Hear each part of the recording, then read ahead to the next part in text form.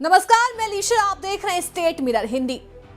दुनिया के नक्शे पर है एक देश, नाम है वेटिकन। यहाँ का मुखिया या यूं कहें तो राजा होता है एक शख्स जिसे पॉप कहते हैं।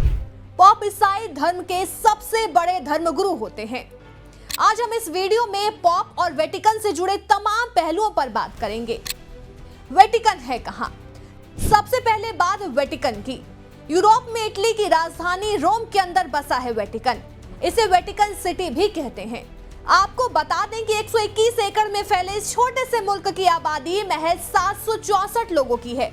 आबादी का ये आंकड़ा साल 2023 के मुताबिक है। ये इतना छोटा देश है कि भारत की राजधानी यानी दिल्ली शहर में 3000 से ज्यादा वेटिकन समा जाएं। वेटिकन दुनिया की 130 करोड़ कैथोलिक आबादी के लिए आस्था का केंद्र है।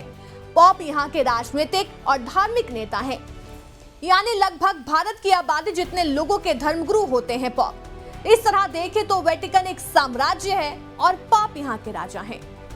कौन होते हैं पॉप? अब बात करते हैं कि ये पॉप होते कौन हैं और इनका चुनाव कैसे होता है।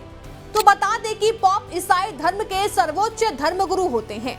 उनके इस्तीफे या निधन के बाद कैथोलिक चर्च के नेतृत्व का दारोमदार कार्डिनल्स कॉलेज को मिल जाता है।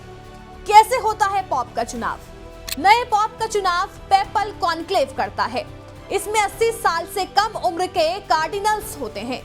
कार्डिनल्स माने हायर रैंक के पादरी, और इन्हीं कार्डिनल्स में से किसी एक को पॉप चुना जाता है। इसके लिए 2/3 बहुमत की रजामंदी जरूरी है। कार्डिनल्स कौन होते हैं?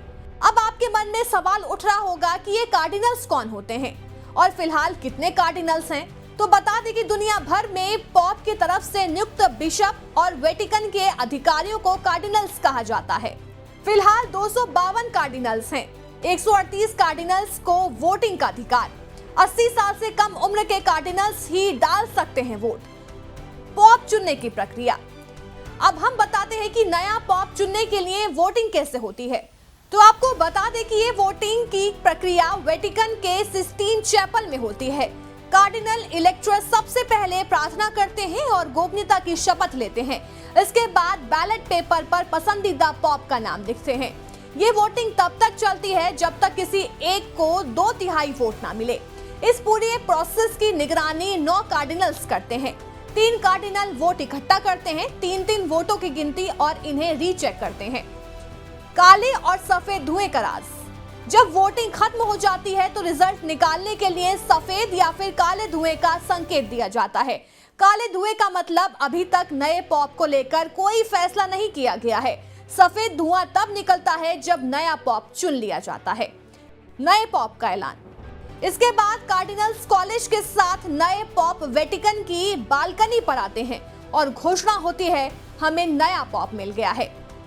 सबसे लंबे चुनाव। अब हम बात करेंगे पॉप के लिए हुए ऐसे चुनावों की जो सबसे लंबे समय तक चले थे। बात 13वीं शताब्दी की है। उस वक्त नवंबर 1268 से सितंबर 1271 तक पॉप के लिए वोटिंग होती रही।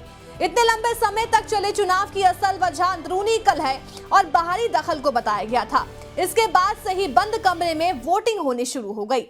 इसके बाद 1740 में पॉप के चुनाव में 7 महीने लगे थे। 21वीं सदी में अब तक पॉप के चुनाव के लिए 2 कॉन्क्लेव हुए। पॉप बेनेडिक्ट के चुनाव के लिए 4 दिन और पॉप फ्रांसिस के चुनाव के लिए 5 दिन लगे थे।